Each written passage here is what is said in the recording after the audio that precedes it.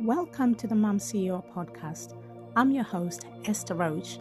Join me as we explore the dynamic intersection of motherhood and entrepreneurship. From the challenges to the triumphs, we're here to unravel it all. Get ready for insightful conversations, practical wisdom, and a whole lot of inspiration. Let's embark on this empowering journey together. Hello and welcome to another episode of the Mum CEO podcast. I'm your host, Esther Roach, and today I'm joined by Dani. Hello, Dani, and how are you today? Hello, Esther. I'm so excited to be here. Thank you so much. I'm really good today. I've dropped my kids off at summer camp, so I have the day free. So I'm really excited to have some focus away from the chaos. Well, that's it, isn't it? We were talking earlier about it, about how the juggle is for parents. So if you'd like to just introduce yourself for the benefit of the audience, please. Of course. So I'm Dani, and I guess my journey in business started 7 years ago. And it's taken a very organic shift and pivot a million one times since then. But at the moment, I call myself a brand visionary and I support female business owners with their organic marketing. But I kind of weave my own spiritual law of attraction manifestation vibe of it. I guess I'm very honest with my personal soul awakening that I call it of last year. So what I teach my clients is something called a soul aligned visibility method. So it's basically just stripping back the noise and doing what you want to do for you and being your own guru. So I support business owners with their branding, their Instagram predominantly, their messaging. And I kind of see myself as someone that kind of rips your business apart and rebuilds it to perfection, but with you at the center. So yes, that's basically who I am now. But yeah, I've done many things over 7 years. So yeah, lots of stories to tell.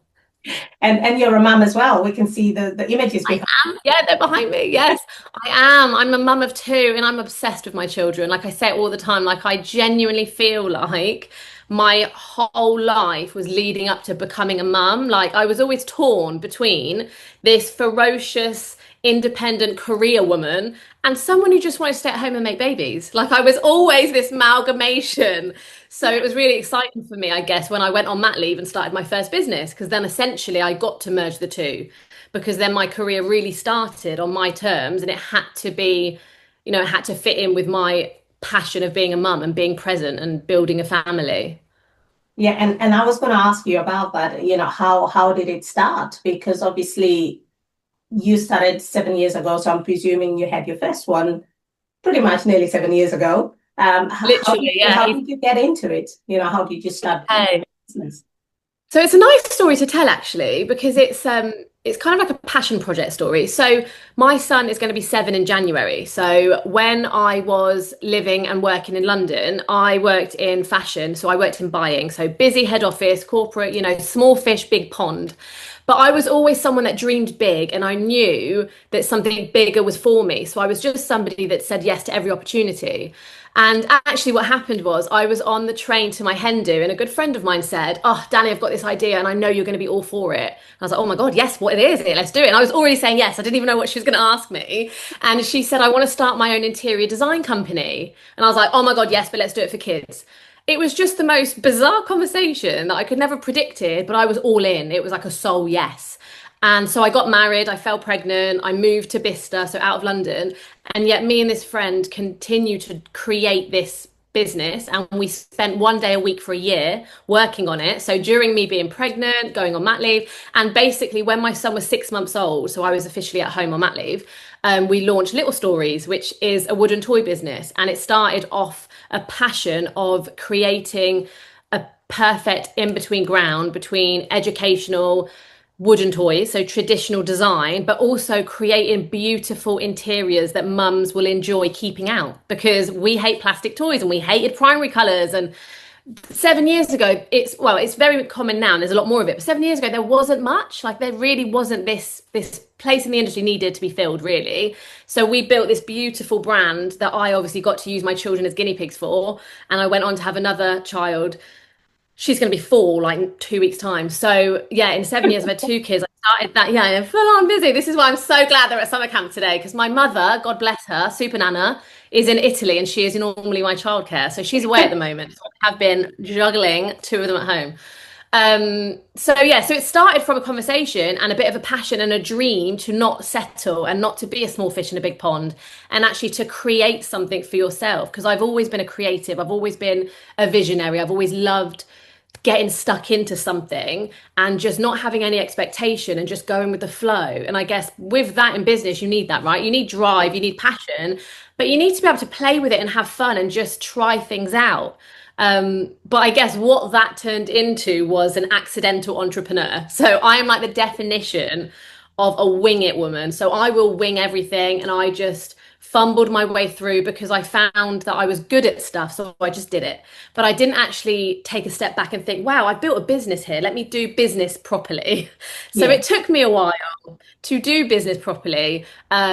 So I guess because the brand itself was grown predominantly through social media, and to my fortune, lockdown happened. So when COVID hit and we were all banished to our homes, of course, Instagram boomed, online small businesses boomed. Everybody wanted to shop local and wanted to support mum run small businesses online. So that's when my business really took off, and it was just incredible. And I grew this amazing audience. I got the Instagram and the audience to 36,000 followers, which is huge. Like, it was amazing to have done that. That was a great achievement.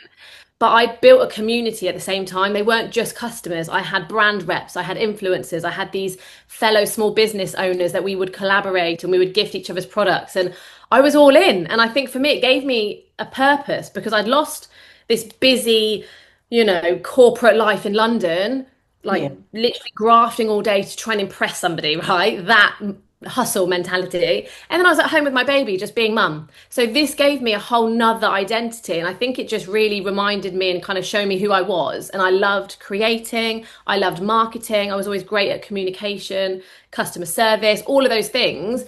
And I got to play with my child and design beautiful toys that he got to enjoy. So that was how it started, I guess. But because I was self-taught in social media, I very quickly attracted clients who said, "Oh my God, who does your socials? What agency do you use?" And 7 years ago, it wasn't a thing. There wasn't really social media managers. I was like, "What do you mean an agency? I just do it." And I didn't realize it was a skill set that I had kind of been self-taught in. So I started then being a social media manager, and I started having clients. And so I was running this business at home and doing a million other things. And then you'll learn about me is if I like something, I'll do it. I'll just do it. I'll do all of it. And I can juggle. And since knowing my human design and knowing I'm a generator and understanding stuff about my soul gifts and all these things, because most people meet me and they say, "Are you ADHD?" And I'm like, surprisingly, no, I'm not. I'm just a highly functioning, highly energetic, aligned generator who just can work all night if it brings me joy. If it lights me up, I am the hardest worker you'll ever know, but only if it brings me joy. My husband always teases me and says, I get it, I get it. You only want to do what brings you joy, but can you please wash the dishes or whatever?" And I'm like, "Oh my God, I don't want to." But anyway, that's the juggle, isn't it though? Like, that's the juggle of being a mum, running a house, being a wife, and running a business. I joke all the time, I just want to play. I just want to play on my business. I don't want to do the housework in the house and everything else. Like, kids' business is enough. Everything else is a lot of plates for a woman to juggle. So we're all amazing for doing it. Well, and that's the thing, isn't it? We do carry on and do it, but we don't love every single aspect of it. Yeah. It just, as a mom, you have to do some things that you don't particularly enjoy. But Yeah. you've done so much with everything. What sort of advice would you have for somebody else who's toying between starting a family and following a career? Because certainly for you, I think having the children helped you almost navigate and move away from corporate life and set yourself up. 100%. I think my best advice would always be, don't ever limit yourself to think you can't do it all. I think in society and women in general, we're always felt like you have to choose one. And I think it's been like that for years. And I do feel like there's a shift changing now, that people are noticing that women are actually bloody powerful and we can do it all. We can be a very committed, present, loving mother and a highly successful career woman. Like, we genuinely can. And I think sometimes we get in our head about things, and because of limiting beliefs and trauma and everything else that goes on around us and other people's experiences, we can unfortunately put ourselves into boxes and labels. And my best advice would be, find out who you are, find out your strengths, and realize you are capable of doing it all because it brings you joy. And we're supposed to be human beings, and I love that expression. We're not supposed to be human doings. Just be who you want to be, do all the things you want to do, but just be you at the center of it all. So yeah, I always tell everyone just do it. Just try, just say yes and worry later, really. Just do all the things.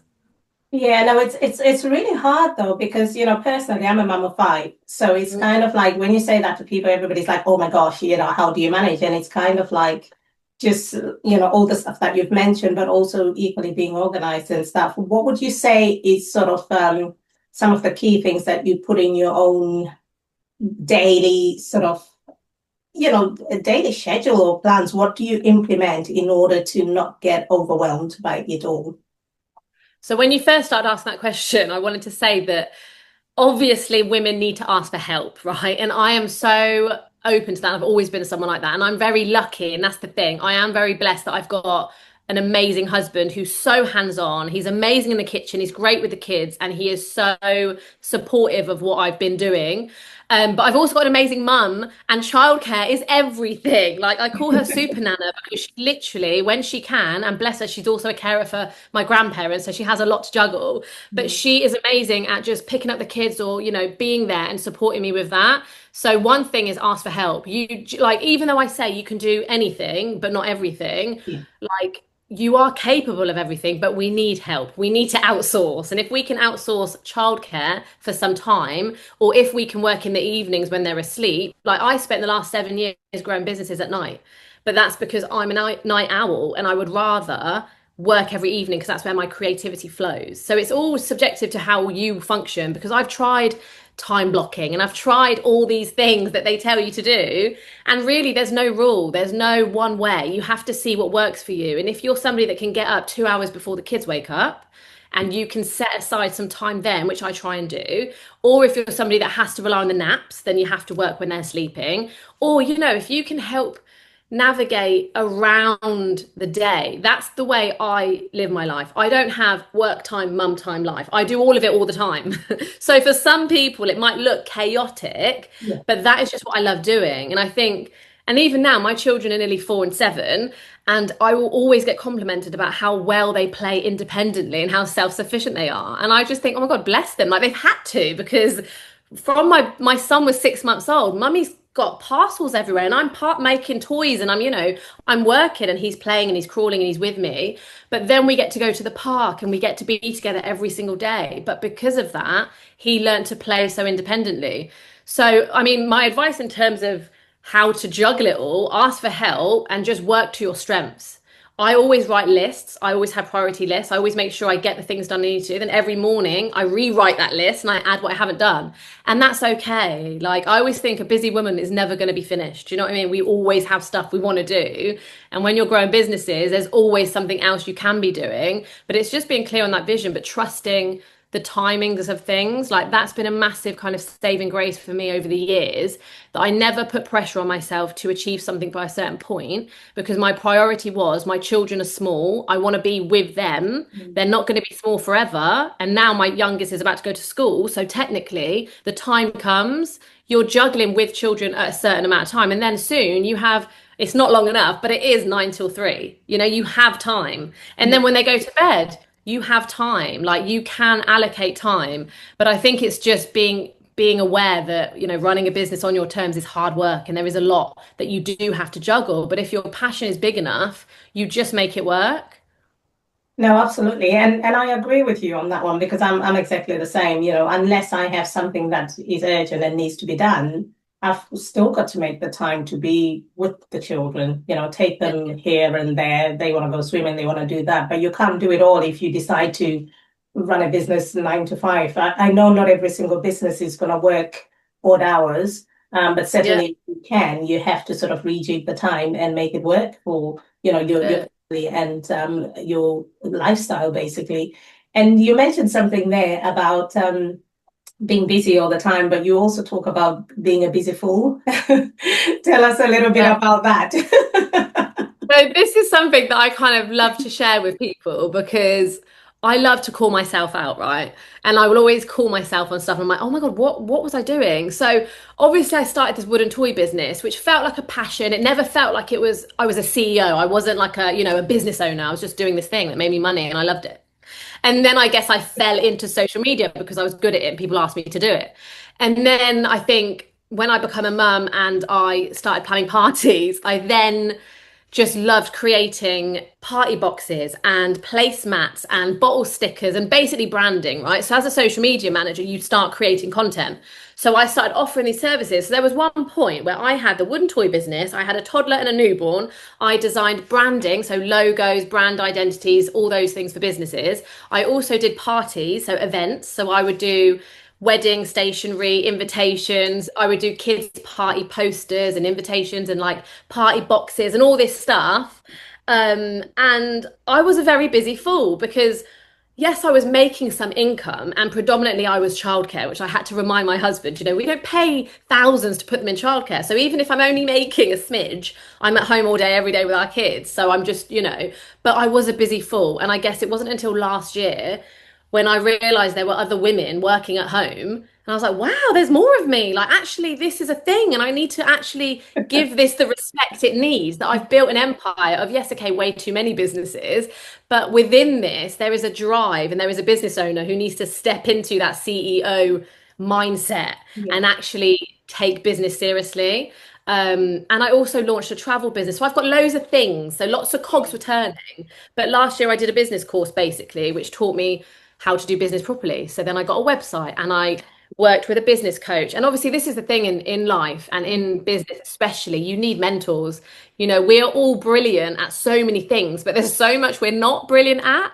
And I'm okay with knowing that. And I think last year was a great year for me to realize that I don't have to do everything. And just because I'm good at content creation, I don't have to build a website from scratch. I don't have to juggle all these things. And there's a lot of it that I don't know. And there was loads about business and CRM systems, lead magnets. And yes, I loved marketing, but I'm all about organic marketing. So now I've created a career out of what I did off the back of just being who I am. Now I teach people how to do that. So I've lent into my personal strengths to create a business out of it. But of course, I had to learn how to not be a busy fool and actually to start making money a bit more sensibly, let's say. So obviously, it made my husband very happy when I realized, God, I'm making so much money now for so much less time Yeah. because I had to step away from the wooden toy business. Essentially, that's what I had to let go of last year. It's still ticking over. We're trying to sell it, and I'm not sure what we're going to do, but it's still here. But last year I had to step away from it because, of course, I was managing the marketing and the Instagram all day, everywhere, liaising with brand reps and influencers and sending out the parcels because I managed all the parcels every day. Yeah. So that took up so much of my time and energy. And I think that's the thing when you don't realize just because you enjoy it, you are giving so much energy to something. And even though by understanding my human design, I don't know if you've had a human design reading. I haven't actually. I Gosh, have read it. heard about it.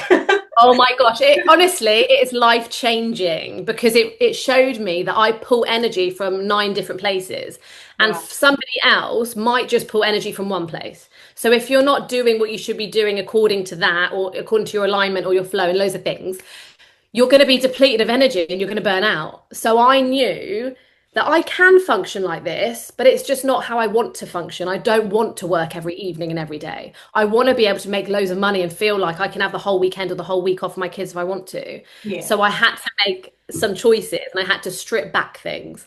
So I guess this year's been huge for me in business because I really like put a pin in a load of things and spent a year growing one thing. And now I'm at a place where I can kind of put in a few things because I've got a better structure and a better system and, a better personal brand now.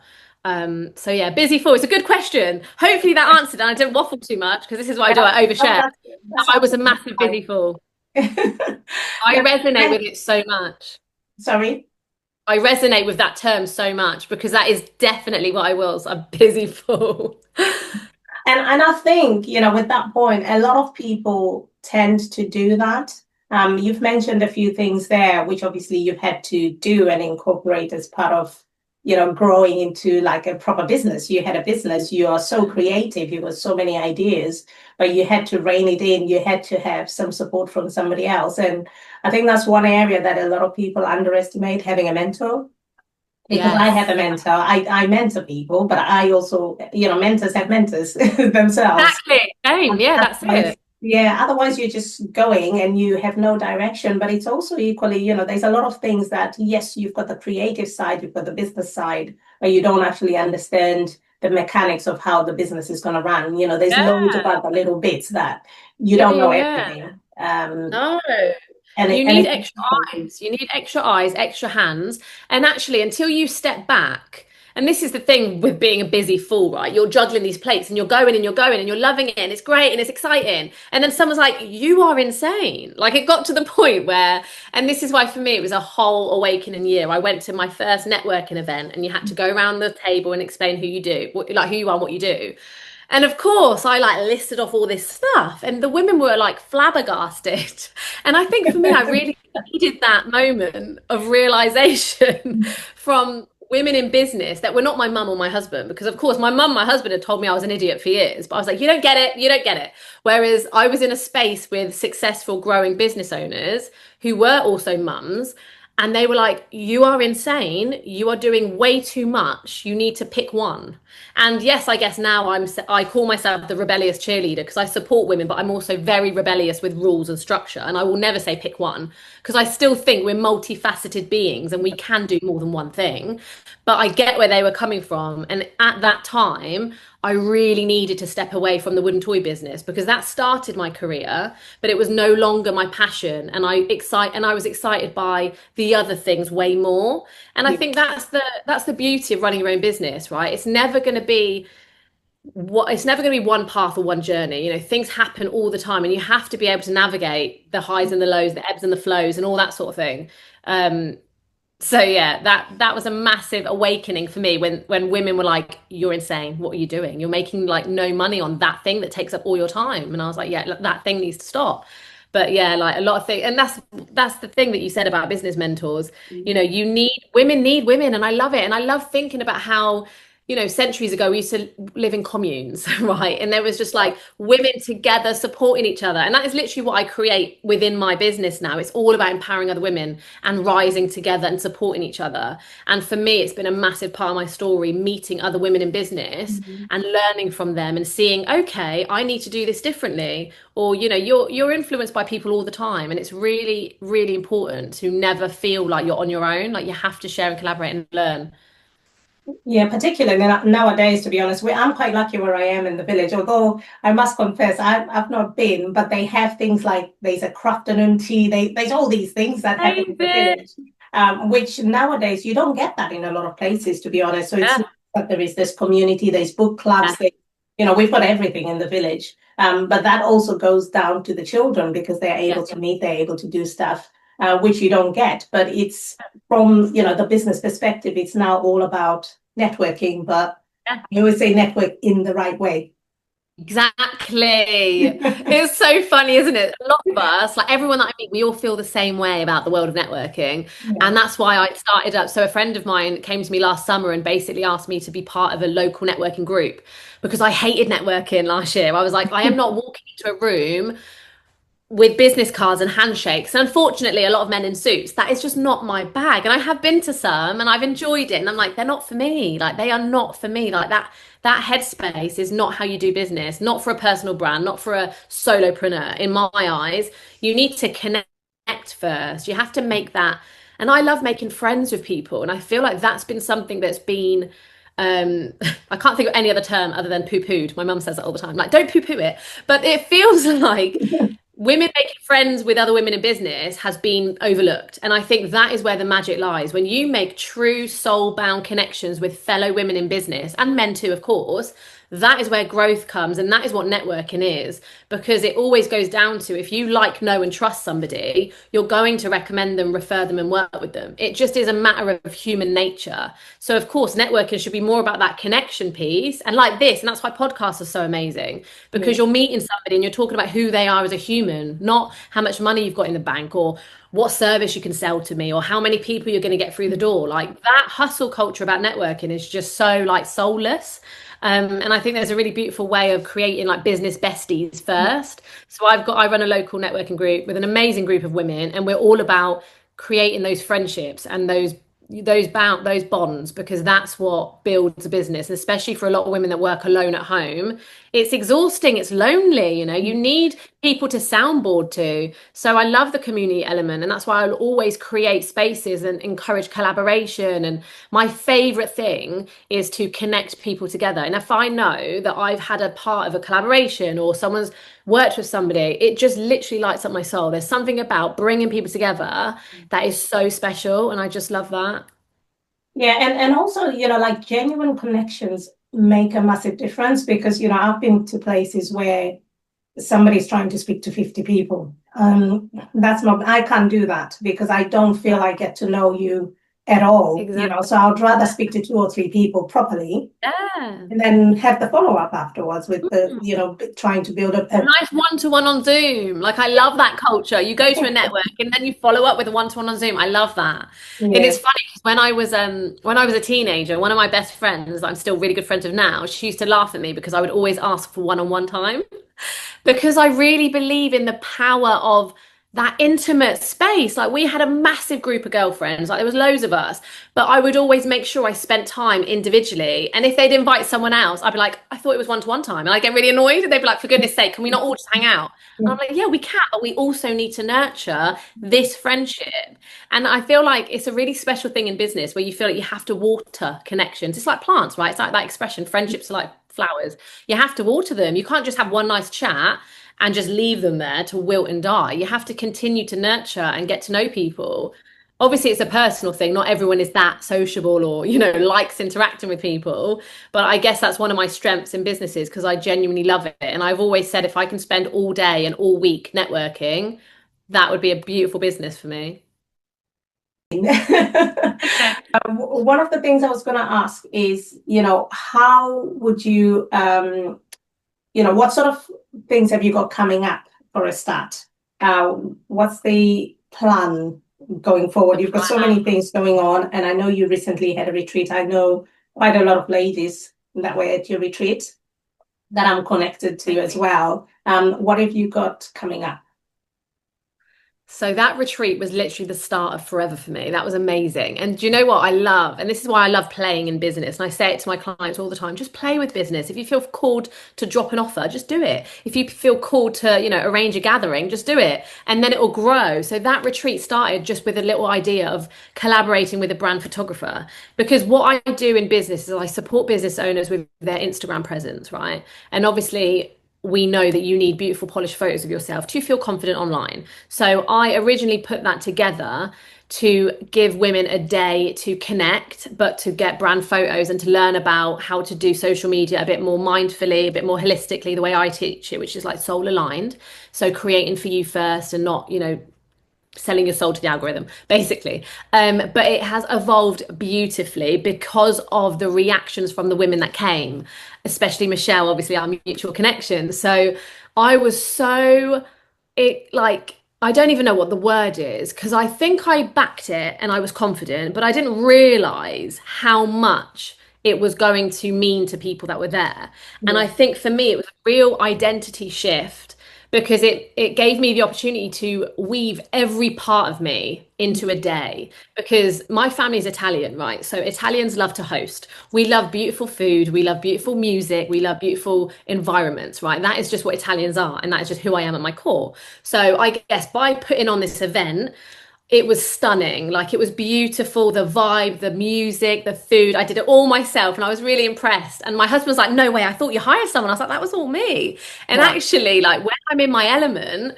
I can navigate an event and I can bring people in, and I had guest speakers and it was stunning. But what was exciting for me was the effect and the compound effect that that had on the women that were there, because it literally validated exactly what I did that day for, because I explained it as a day to nurture mind, body, and soul, Yeah. because I really believe that women deserve to indulge. We deserve to feel luxurious and beautiful and worth it. And I love that. I love letting women have that permission. Yeah. You deserve a treat. This is a day for you. This is a women in business event, but it's about nurturing you, the person, right? Yeah. So that's what it was all about. But the fact that the women afterwards were so massively impacted and it made such a difference that Michelle said that she won't forget that day for the rest of her life. That was for me was Amazing. just incredible. And then she rebranded her business and she found this new wave of confidence and it really did activate something for her. And for me, that was what I wanted the event to be, but I wasn't backing myself yet, right? And this is what I love about spiritual journey and awakenings and stuff. You have to back yourself and believe you are before you are, right? It's all that law of attraction stuff, which is what I weave into my business. So for me, that was a massive test from the universe. Is this who you want to be? Are you going to show up as her? And are you going to continue to maintain that level? So from that day, everything changed. I had some more spiritual therapy clearing stuff which I needed to work through, because as we all know, we all have limiting beliefs, right? So we would have a situation that we don't realize is affecting how we navigate every friendship, every business move, and it is stripping us of our power. So I had to do a little bit of work, so that was in June, and now we're in August, so I've had a couple of months of some shifts, some pivots, and now I'm fully excited to stand in my power of bringing all of this together. So I've launched a 6-month mastermind for anyone in business, so women in business who are spiritually curious, who want to really understand who they are on a soul level. So the 6-month mastermind kicks off with the retreat because it was so activating. So we activate on that day, and I've got a female psychologist coming, I've got human design experts, I've got an astrologer. So it's very spiritual, it's very soul nurturing. Of course, it's going to have beautiful food, photos, and the house itself is stunning. So it's going to be a whole experience, but it's Wow. going to activate your higher self. So my thing is leaning into that law of attraction mindset. You have to, CEO isn't energy, it's a mindset. You have to become it. You have to choose to show up as the woman you were meant to be. So everyone needs cheerleading to do that, and everyone needs support and mentorship to keep maintaining that. Because what we can do is we can have an amazing day where we feel like we can take over the world, and then something will go wrong, and we're back down to reality. We come crushing down, and we have that whole, God, who did I think I was? That's not for me. I'll just stay here. I'll just stay safe. I'll just stay comfortable. So what I'm really passionate about is allowing those women the permission to fight for whatever it is they want to achieve. So it starts with vision boards. We create the dream, and I basically activate and teach you to integrate that into your full essence and your full being, which is kind of the journey I've had for the last year. So now I get to really be what I've always been, which is a very show and tell person. Like if I go somewhere, I want everyone to go there. If I've experienced something, I want everyone in my circle to experience it. So now I'm like, I want everyone to experience the up leveling and the growth and the transformation that I have by connecting with these incredibly talented women who can teach you things about yourself that you don't have a clue about. And then it just creates a massive shift. And then it's basically fulfillment, isn't it? It's just, I want women to be happy, like truly soul deep happy. And I know that when you do this work, and it's not easy at all, it's shadow work, some of it's really tough. We've also got a month on wardrobe, which I'm very excited about, because I really believe that, wardrobe and what you choose to wear and how you carry yourself impacts a lot in business. So there's loads of exciting things going on in the 6 months, but it's going to be hard, and I can't wait, because this is where the magic is. We have to push through stuff and become the person you're always here to be. We've only got one life. Try and be the very best you can for everyone around you. So I'm really Oh, excited. amazing. And when does it kick off? So September 19th in Oxfordshire is the first day of the retreat. So at the moment, I've just started onboarding, let's call it, and having conversations with women. I'm keeping it quite intimate. So there's only 12 spaces to fill. But I've just started to talk about it on social media, and I've got a whole itinerary planned. But the 19th of September is when it starts, and then 6 months. So it will lead us into the new year, which is an amazing time. And of course, for anyone, I hope, do you know what? Sometimes I say things and then I think, is that a me thing or everyone thing? I'm not sure if it's a collective thing. But for me, anyway, September symbolizes the start of a new academic year. Obviously, it's the ninth month of the year, which is how long we hold babies for. So the ninth month of the year, and September is very profound to start again. So for us to start in September, to lead you through Christmas and New Year and have that as the middle point, because society tells us that we should start New Year's resolutions in January. Actually, we shouldn't. January, in the height of winter, we're supposed to hibernate. We're supposed to go inwards and slow down. So for me, we start in September, and then we maintain it throughout the winter months, and it leads us into February, which is the start of spring. obviously March is the start of spring, so then it really flows. So I'm really excited about even that. Even that's exciting when I start it. It is exciting, and I like, and I like how you just link it with obviously the 9 months and everything else. It's like, normally, like I wouldn't think of it like that, but now it's like Yeah. it does make sense. It makes a lot of sense. Yeah. And it's I notice all these exciting. things. Do you know what? It's really interesting when you start looking at universal tests and stuff, you realize the meaning behind everything happens for a reason. Yeah. And like, I'll give you an example. The other morning, I was rushing to get my kids ready because I had to jump on Instagram to do a live because I told everyone that I'm about to go on live. So I was like, oh my God, stressing, rushing around, kids' breakfast, shower, yada, yada. And then my necklaces were all tangled in a knot. And I was like, oh my God, I can't go on live with my necklaces like this. So I had to slow down and I had to take them all off and I had to untangle them and I had to be patient. And then I was realizing that recently I'd asked the universe to help me with my patience.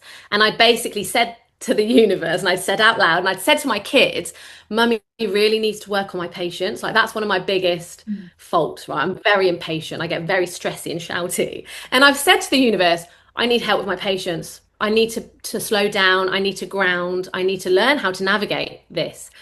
And as I was untangling my necklaces, I was realizing because my necklaces never tangle, right? I wear three, I wear them all the time, and they never tangle in a knot. The minute I'm like, boom, boom, boom, rushing, I have to stop and literally take them apart.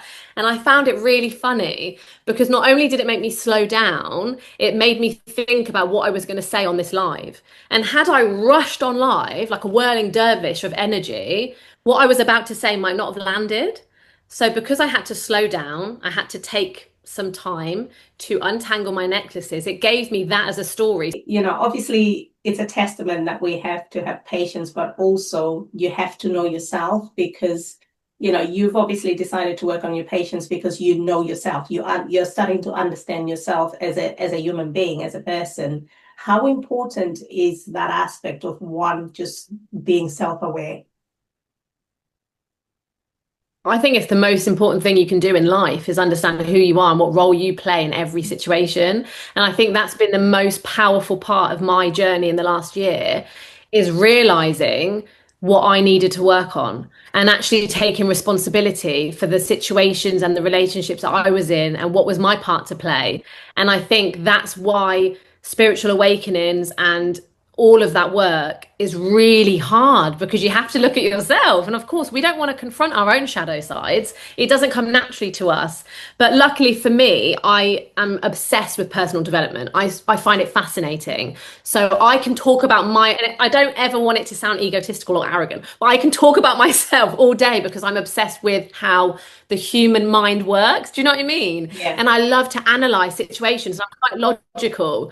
So it's like if a situation plays out, I'm like, wow, that triggered me because back in 2020 or whatever, there was a situation where that was said and that created this emotional outcome.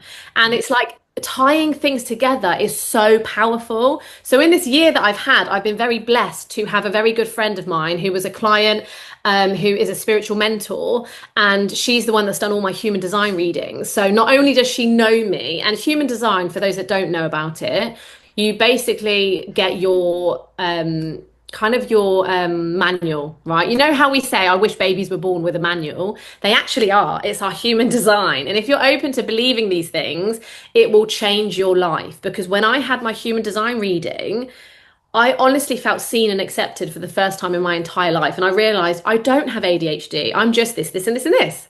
Like that is massive. And I think we go through life feeling like misunderstood and incorrectly labeled and misdiagnosed and all these things because of what other people expect from us, right? Or what other people do and how they navigate situations. Everybody projects their own personal feelings on everybody else, right?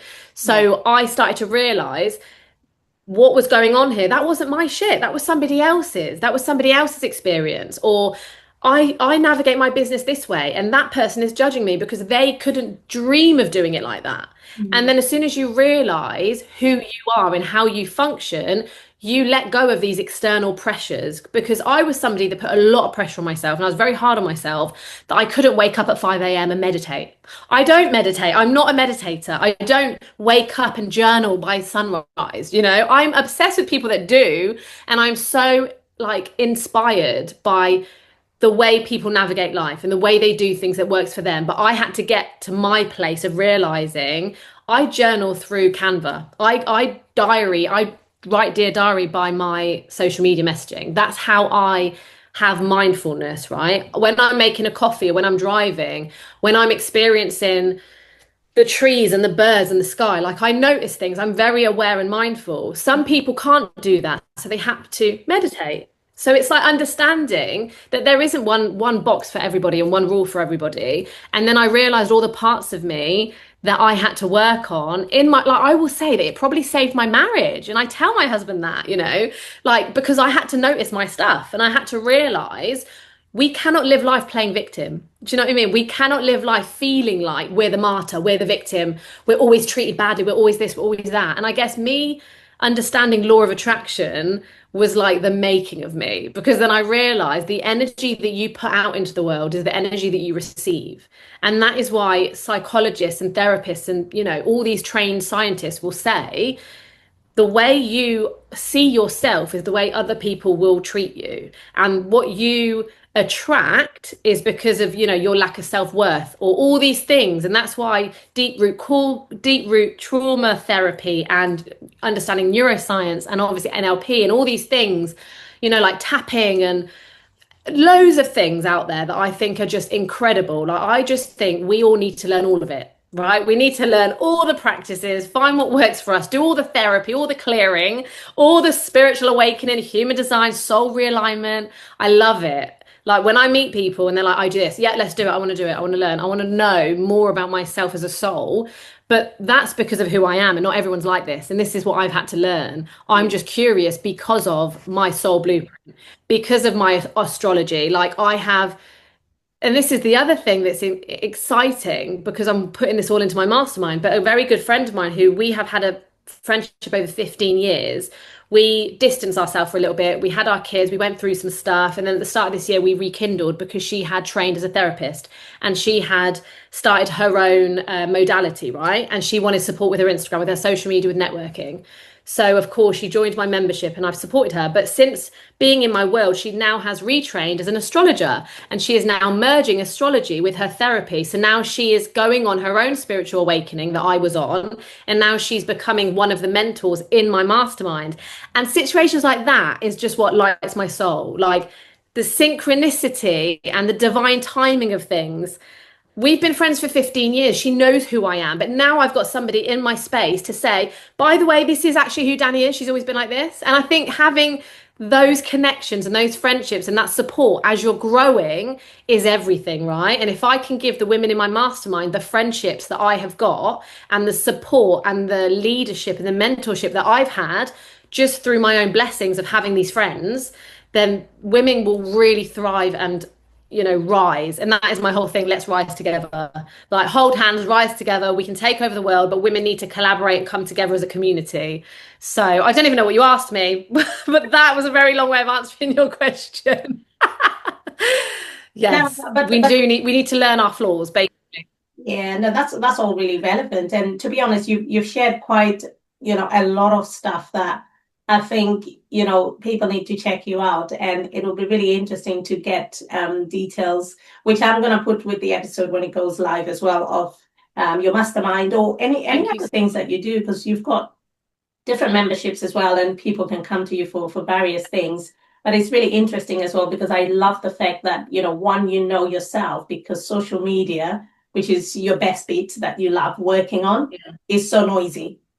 And that can be really, it can put a lot of people down because you see different things, you hear different things. And if you're not confident or don't understand yourself, you'll get lost in all of that. So, it would be really, really interesting for people to check you out, see what you do and how you keep grounded whilst you're in the process of doing it, doing it all.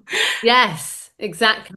Fantastic. No, it's an absolute pleasure having you, Dani. Thank you so much. Have you got any sort of last words of advice or any tips that you can share at all? Words of advice.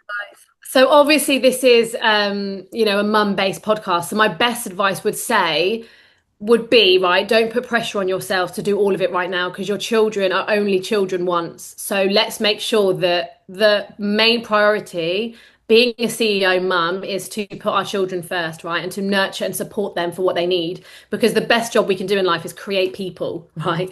And we want to do a good job. We want to create beautiful humans that are well-rounded and experience all these amazing things. So don't give so much pressure on yourself. If you've got all these amazing ideas, trust me, I'm an example of it. They will come. You know, my eldest is 7. So if you think about it, 7 years it's taken me to get to where I want to be in my career. So don't be so hard on yourself. Trust the timings and understand that what is meant for you will always come. The universe has got your back and it will always give you what you need in that moment. So just trust that.